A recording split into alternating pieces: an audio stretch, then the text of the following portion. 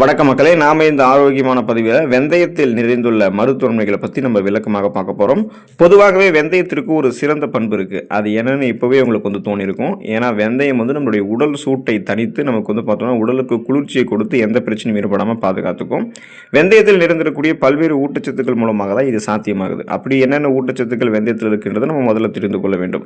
வெந்தயத்தில் vitamin C என்று சொல்லக்கூடிய உயிர் சத்து, புரதச்சத்து, நார் சத்து, நியாசின், பொட்டாசியம், மெக்னீசியம், மேங்கனீஸ் மற்றும் இரும்பு சத்துக்கள் அடங்கியிருக்கு. இது மட்டும் இல்லாமல் டயோசினின் என்னும் சேர்மமும் வெந்தயத்தில் இருக்கு. அதனால தான் வெந்தயத்தில் நமக்கு நிறைய நன்மைகள் கிடைக்குது. ஸோ இந்த நன்மைகள் குறிப்பிடத்தக்க நன்மைகளாக நமக்கு மாறும்போது எந்தெந்த ஊட்டச்சத்துக்கள் என்னென்ன நன்மைகளை வெந்தயத்தின் மூலமாக நமக்கு கொடுக்குது விளக்கமாக பார்ப்போவாங்க. அதை பற்றி பார்க்கறதுக்கு முன்னாடி இந்த வீடியோவுக்கு மட்டும் ஒரு லைக் கொடுத்துட்டு இந்த தகவலை உங்களுக்கு தெரிஞ்சவங்களுக்கும் ஷேர் பண்ணிடுங்க. ஏன்னா இது அவங்களுக்கும் பயனுள்ளதாக இருக்கக்கூடிய ஒரு ஆரோக்கியமான பதிவு தான். இது போன்ற அப்டேட்ஸ்கள் இங்கே தொடர்ந்து பார்க்கறதுக்கு நம்மளுடைய ஹெல்த் நியூஸ் தமிழ் சேனலை மறக்காம சப்ஸ்கிரைப் பண்ணி வச்சுக்கோங்க. பக்கத்தில் இருக்கக்கூடிய பெல் பட்டனையும் கிளிக் பண்ணி ஆல் அப்படின்ற ஆப்ஷனையும் செட் பண்ணி வச்சுக்கிட்டீங்க அப்படின்னா நாங்கள் போடக்கூடிய எல்லா அப்டேட்ஸும் உங்களுக்கு நோட்டிஃபிகேஷன் அடிக்கடி வந்து சேரும். சரிவாங்க மக்களே, இப்போ வீடியோக்குள்ள போயிடலாம். மாதவிடாய் தொடர்பான பிரச்சனைகள் விடுபடுவதற்கு பெண்கள் அளவாக வெந்தயத்தை எடுத்துக்கொள்ள வேண்டியது அவசியம். மாதவிடாய் காலங்களில் சில பெண்கள் அதிக உஷ்ணமாக தங்களை உணர்வாங்க. கடுமையான வயிற்று வலியும் அவங்களுக்கு ஏற்படும். அது போன்ற நேரங்களில் வெந்தயத்தை சாப்பிடுவது சற்று உடல் வெப்பத்தை தணிக்கிறதோட அந்த வலியையுமே அது குறைக்கும். மாதவிடாய் சுழற்சி இருக்கக்கூடிய காலகட்டத்தில், அதாவது 40 வயதில் இருக்கக்கூடிய பெண்களுக்கு உடல்நிலை மோசமாக இருக்கும். அவர்களுக்கும் உடல்ல பார்த்தோம் அப்படின்னா அதிக வெப்பம் இருக்கும். உடல்நிலை மோசமாக இருக்கும். அவங்களுக்கு பார்த்தீங்கன்னா அந்த முளைக்கட்டிய வெந்தயத்தை சாப்பிடும்போது அவங்க உடல் சூடு தணிவதோட மாதவிடாய் சார்ந்த பிரச்சனையுமே அவங்களுக்கு தீர்ந்துவிடும். மாதவிடாய் சார்ந்த பிரச்சனைக்கு வறுத்த வெந்தயத்தோட சர்க்கரை அல்லது வெல்லம் சேர்த்து சாப்பிட்டாலுமே நமக்கு நல்ல பலன் கிடைக்கும். ஸோ குறிப்பாக பார்த்தீங்க அப்படின்னா நீங்கள் இந்த மாதிரி சமயத்தில், அந்த மாதவிடாய் சார்ந்த சமயத்தில் 40 வயதில் இருக்கக்கூடிய பெண்களுக்கெல்லாம் அவங்களுக்கு இந்த உடல் சூட்டை தணித்து உடலை குளிர்ச்சிப்படுத்தி மாதவிடாய் சார்ந்த பிரச்சனைகளை சரி பண்ணுறதுக்கு வெந்தயத்தை அவங்களுக்கு கொடுக்க வேண்டியது ரொம்ப ரொம்ப அவசியமாக இருக்குது. செரிமானம் ஆரோக்கியமாக இருக்கிறதுக்கு, மலச்சிக்கல் பிரச்சனைலாம் இல்லாமல் இருக்கிறதுக்கு வெந்தயத்தை எடுத்துக்கொள்ள வேண்டியது அவசியம். ஜீரண கோளாறால் அவதிப்படுபவர்கள் வெந்தயத்தை சாப்பிடலாம். வெறும் வெந்தயத்தையோ அல்லது முளைக்கட்டிய வெந்தயத்தையோ சாப்பிட்டாங்க அப்படின்னா செரிமான பிரச்சனை நீங்குவதோட வாயு தொல்லை இருந்தாலுமே அவங்களுக்கு நீங்கிவிடும். ஸோ குறிப்பாக பார்த்தீங்க அப்படின்னா உங்களுக்கு அந்த தினசரி வெந்தயம் சாப்பிடும்போது மலச்சிக்கல் பிரச்சனை நீங்கும். சாப்பிடக்கூடிய உணவுகளை வெந்தயம் நல்லா செரிக்க வச்சு அந்த செரிக்கப்பட்ட உணவுகள் ஊட்டச்சத்துக்களை உறிஞ்சப்பட்டது போக மீதம் இருக்கக்கூடிய கழிவுகளை குடல்களில் இறுகி போகாமல் வெளியேற்றிவிடும். இதனால் வயிறையும் குடலையும் நம்ம சுத்தமாக வைத்துக் கொள்ள முடியும். ஒட்டுமொத்த அந்த செரிமான மண்டலமே ஆரோக்கியமாக இருக்கிறதுக்கெல்லாம் நம்ம வெந்தயத்தை எடுத்துக்கொள்ள வேண்டியது அவசியமாக இருக்கு. தலைமுடி வளர்ச்சி ஆரோக்கியமாக இருக்கிறதுக்கு வெந்தயத்தை எடுத்துக்கொள்ளலாம். தலைமுடி வளர்ச்சியில் வெந்தயத்தினுடைய பங்கு முக்கியமானது. அதில் இருக்கக்கூடிய எண்ணெய் பசை முடி வளர்ச்சிக்கு உதவுவதால் தலைக்கு தேய்க்கக்கூடிய எண்ணெய் தயாரிப்பில் வெந்தயமும் பயன்படுத்தப்படுது. மேலும் இது முடி உதுதலையுமே நமக்கு தடுத்துரும். அடர்த்தியாக வளரக்கூடிய கருகருவென்று வளரக்கூடிய கூந்தல் அமைப்பு நமக்கு கொடுக்கும். வெந்தயத்தை எடுத்துக்கொண்டாலுமே தலைமுடி நமக்கு அதாவது உணவுகளை சேர்த்து எடுத்துக்கொள்ளும் போது உள்ளிருந்து முடிக்கு ஊட்டச்சத்து அளிக்கப்பட்டு அடர்த்தியாக வளரக்கூடிய கூந்தல் அமைப்பு நமக்கு கிடைக்கும். கருகருவென்று கூந்தல் இருக்கும். வாசனை திரவியங்களினுடைய தயாரிப்பிலும் வெந்தயம் முக்கிய பங்கு வகிக்குது. வெந்தய எண்ணெயிலிருந்து வாசனை திரவியங்கள் தயாரிக்கப்படுது. இது அதிக மனத்தையும் கிருமிகளை அளிக்கக்கூடிய இயல்புடனும் இருக்கிறதால வாசனை திரவியங்களுடைய தயாரிப்பில் வெந்தயம் முக்கிய பங்கு வகிக்குது. ஸோ அதை நீங்கள் மற்ற வாசனை திரவியங்கள் வெறும் வாசனைகள் மட்டும்தான் கொடுக்கும், கிருமிகள் அளிக்காது. ஆனால் வெந்தயத்தை கொண்டு செய்யப்பட்டிருக்கக்கூடிய வாசனை திரவியங்கள் கிருமிகளையும் அளிக்கும், நறுமணத்தையும் கொடுக்கும் அப்படின்னு நம்பப்படுது. சிறுநீர் பிரச்சனைகள் விடுபடுவதற்கு வெந்தயத்தை எடுத்துக்கொள்ள வேண்டியது அவசியம். சிறுநீர் சம்பந்தப்பட்ட பிரச்சனை இருக்கிறவங்க வெந்தயத்தை உணவுகள் சேர்த்துக்கொள்ளலாம். இது உடலை வெப்பத்திலிருந்து குளிர்விக்கிறதோட உடலில் இருக்கக்கூடிய வறட்சியை நீக்கி சிறுநீரை பெருக்கும். ஸோ அந்த சிறுநீர் வழியாக உடலில் இருக்கக்கூடிய கழிவுகளை வெளியேற்றிடும். நச்சு கிருமிகள் எதுவும் உடலில் தங்காதால சிறுநீரக நோய்கள், அந்த இன்ஃபெக்ஷன்ஸ் எதுவுமே நமக்கு வராது. சிறுநீரக கற்களும் உருவாகாது. உருவாகி இருக்கக்கூடிய சிறுநீரக கற்களுமே நம்ம வெளியேற்றி கொண்டு ஒட்டுமொத்த சிறுநீரகத்தினுடைய நலத்தையும் மேம்படுத்திக் கொள்ளலாம். கழிவு நீக்க மண்டல வேலை மிக சிறப்பாக இருக்கும். சீதபேதியிலிருந்து விடுபடுவதற்கு வெந்தயத்தை எடுத்துக்கொள்ள வேண்டியது அவசியம். உடல் வெப்பம் காரணமாக சீதபேதி ஏற்பட்டு அவதிப்படுபவர்களுக்கு வெந்தயம் மிகச்சிறந்த மருந்து. இது உடல் சூட்டை தணிக்கிறதால மிகச்சிறந்த சீதபேதி நிவாரணியாக விளங்குது. வெந்தயத்தை அப்படியோ அல்லது வறுத்து நீர் கலந்து மற்றும் தேன் கலந்து நல்லா பிசைஞ்சு சாப்பிடலாம்.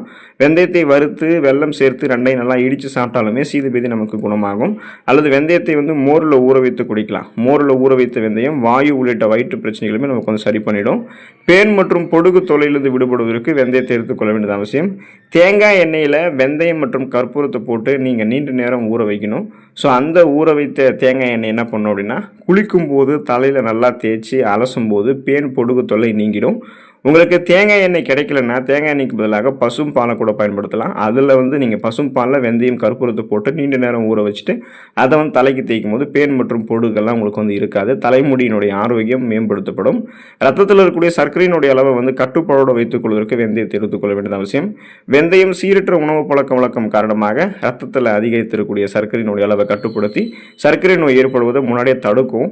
ஏன்னா வெந்தயத்தில் வந்து பார்த்தீங்கன்னா நார் சத்து இருக்குது. கார்போஹைட்ரேட்டோடைய அளவை இது வந்து நம்மளுடைய ரத்தத்தில் குறைச்சி ரத்தத்தில் சர்க்கரையினுடைய அளவு அதிகரிக்கிறத முன்னாடியே தடுக்கும். இப்போ பார்த்தீங்கன்னா நம்ம லோ கிளைசமிக் இண்டெக்ஸ் இருக்கக்கூடிய உணவுகளை தான் சுகர் ப்ராப்ளம் இருக்கிறவங்க எடுத்துக்கணும்னு சொல்லுவோம்.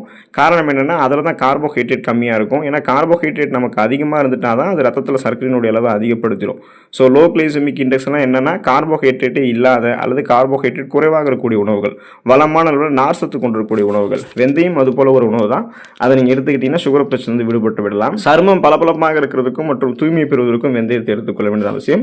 வெந்தயத்தில் இருக்கக்கூடிய விட்டமின் சி பளபளப்பான சருமத்திற்கு உதவிகரமாக இருக்கு. இதை அரைத்து முகத்தில் தடவி சிறிது நேரம் கழித்து முகம் கழுவணும் அப்படின்னா வறட்சித்தன்மை நமக்கு நீங்கி முகம் பொலிவு பெறும். மேலும் இரவில் தூங்குவதற்கு முன்னாடி வெந்தய பொடியை முகத்தில் நம்ம தடவிட்டு அதுக்கப்புறம் முகத்தை கழுவிட்டு தூய்மையான துணியில் துடைச்சோம்னா முகம் நமக்கு பளிச்சுன்னு இருக்கும்.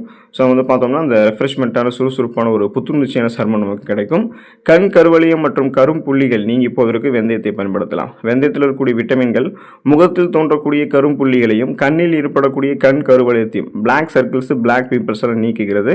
வெந்தயத்தை அரைத்து முகத்தில் தடவிட்டு உலர்ந்ததுக்கு அப்புறம் கழுவும் போது அது நம்மளுடைய முகத்தில் இருக்கக்கூடிய டெட் செல்ஸ், அந்த இறந்த செல்கள், பாக்டீரியா, அழுக்குகள் இது எல்லாத்தையுமே வெளியேற்றுறதால எந்த விதமான சர்மம் சார்ந்த பிரச்சனைகளுமே நமக்கு வந்து ஏற்பட விடாத வெந்தயம். தோல் நோய்கள் நீங்கி போவதற்கு வெந்தயத்தை எடுத்துக்கொள்ள வேண்டியது அவசியம். சொறி, சிரங்கு உள்ளிட்ட தோல் நோய்களுக்கு வெந்தயம் மிகச்சிறந்த நிவாரணி. வெந்தயத்தை ஊற வைத்து அரைத்து அதை தினசரி தோல் பாதிப்பு இருக்கிற இடத்து தடவி வந்தோம் அப்படின்னா இந்த சொறி, சிரங்கு, தேமல், படை, அரிப்பு இந்த மாதிரி நிறைய ஸ்கின் டிசீஸ் தோல் நோய்கள் முற்றிலுமாக நீங்குவதோட தோலில் ஏற்படக்கூடிய அரிப்புகளும், அதாவது தோல் நோய்களால் ஏற்படக்கூடிய அரிப்புகள், தடிப்புகள் கூட நமக்கு வந்து மறைந்து போயிடும். ஸோ நம்மளுடைய தோல் வந்து நமக்கு ஆரோக்கியமாக தான் இருக்கும். பசியின்மை நீங்கி போவதற்கு வெந்தயத்தை எடுத்துக்கொள்ள வேண்டியது அவசியம். சிலருக்கெல்லாம் பசிக்கவே பசிக்காது, எப்போதுமே நன்றாக சாப்பிட்ட ஒரு ஃபீல் அந்த உணர்வு இருக்கும். ஆனால் இதுக்கு காரணம் தெரியாமல் பல பேர் வந்து சாப்பிட்றதும் தவிர்த்துருவாங்க. உண்மையிலே நம்ம சாப்பிட்ட உணவு முழுவதுமாக செரிக்காமல் அது செரிக்கிறதுக்கு தாமதமாகிறதால தான் பசியின்மை ஏற்படும். ஸோ இந்த மாதிரி சமயத்தில் எப்படியாவது வெந்தயத்தை நம்மளுடைய உணவுகளை சேர்த்துக்கொண்டே ஆக வேண்டும், அது கட்டாயம். ஸோ வெந்தயத்தை வந்து நீங்கள் எடுத்துக்கிட்டீங்கன்னா அது என்ன பண்ணிடும்னா உங்களுடைய அந்த வயிற்றில் தேங்கி இருக்கக்கூடிய அந்த உணவுகளை, செரிக்காமல் இருக்கக்கூடிய உணவுகளை உடைத்து செரிக்க வைக்கக்கூடிய இயல்பு கொண்டிருக்கு. அதனால் வயிற்றில் உணவு தங்காது. வயிற்றில் உணவு செரிமானமானதுக்கப்புறம் ஊட்டச்சத்துகள் உறிஞ்சப்பட்டது போக மீதம் இருக்கக்கூடிய கழிவுகளை குடல்களுக்கு கொண்டு போய் வெளியேற்றிடும். இதனால் பசி நேரத்துக்கு உங்களுக்கு கரெக்டாக பசி எடுக்க ஆரம்பிக்கும். பசியின்மையால் அவதிப்படுபவர்களுக்கு வெந்தயம் தான் மிகச்சிறந்த மருந்தாகவே இருக்குது. எலும்புக்கு பலம் சேர்க்கக்கூடியது வெந்தயம். உடலில் எலும்புகளினுடைய உறுதித்தன்மை நச்சு பொருட்களால் பாதிக்கப்படும். உதாரணமாக அலுமினியம் இருக்குது அப்படின்னா அந்த அலுமினியம் வந்து எலும்பை வெகுவாக பாதிக்கும். வெந்தயத்தில் இருக்கக்கூடிய நச்சு நீக்கக்கூடிய தன்மை என்ன பண்ணும் அப்படின்னா, ஸோ அதாவது அந்த நமக்கு வந்து அந்த நச்சுக்கு டீடாக்ஸ் பண்ணுற தன்மை வந்து அலுமினியம் போன்ற எலும்பை பாதிக்கக்கூடிய பொருட்களை சிதைத்து வெளியேற்றி உடலுக்கு வந்து வலு சேர்க்கும். இதனால எலும்புகள் வலுவடைவதால் ஆஸ்டியோபோரோசிஸ், எலும்பு மெலிவு நோய், மூட்டு வலி, எலும்புருக்கி, முடக்குவாதம், எலும்பு மஜ்ஜைகளில் ஏற்படக்கூடிய பிரச்சனை, மூட்டு வளர்ச்சி போன்ற எந்த தொந்தரவுகளும் இல்லாமல் வளவான எலும்பு அமைப்பை பெற்று உடலை ஆரோக்கியமாக நம்ம ஸ்ட்ராங்காக வைத்துக் கொள்ளலாம். தொடர்ந்து இது போன்ற நன்மைகளை பெறணும் அப்படின்னா வாரத்தில் ஒரு தடவையாவது வெந்தயத்தை உணவுகளை சேர்த்துக்கோங்க. ஊட்டச்சத்து பற்றாக்குறையில் அவதிப்படுறீங்கன்னா தினமும் வெந்தயத்தை வந்து கொஞ்சம் கொஞ்சமாக உணவுகளை சேர்த்து ஊட்டச்சத்துக்களை பெற்று உடலை குளிர்ச்சியாக வைத்துக்கொண்டு ஆரோக்கியமாக இருங்கள். அடுத்த ஆரோக்கியமான பதிவில் மறக்காமல் சந்திப்போம். நன்றி மக்களே.